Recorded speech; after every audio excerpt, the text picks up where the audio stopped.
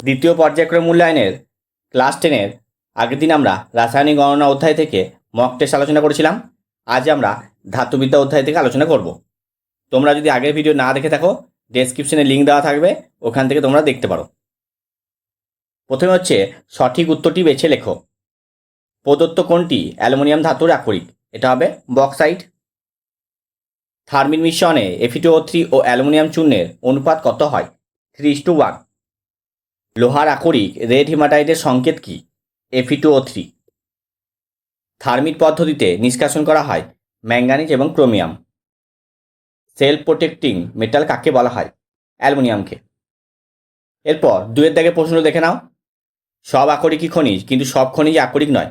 উক্তিটি ব্যাখ্যা করো। প্রদত্ত ধাতু সংগ্রহগুলি রাসায়নিক সংযুক্তি ও ব্যবহার লেখো। ডুরালোমিন, জার্মান সিলভার, পিতল, স্টেনলেস স্টিল।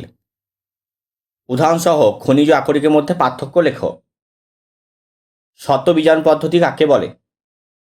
কপারে পাত্র আর্দ্রবায়ুতে ফেলে রাখলে সবুজ ছোপ পড়ে কেন? এরপর হচ্ছে 3 নম্বর প্রশ্ন।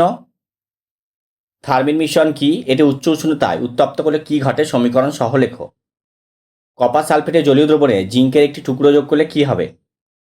ধাতুর আকরিক থেকে ধাতু নিষ্কাশন প্রকৃতপক্ষে একটি বীজাণু বিক্রিয়া। বুঝিয়ে লেখো। সমুদ্রগামী জাহাজের ইস্পাতের খোলের সঙ্গে ম্যাগনেসিয়াম ব্লক রাখা হয় কেন? কার্বন বীজাণু পদ্ধতির মূলনীতি সমীকরণ সহ ব্যাখ্যা করো। লোহার পাত্রে কপার সালফেট দ্রবণ রাখা উচিত নয় কেন? ব্যাখ্যা করো।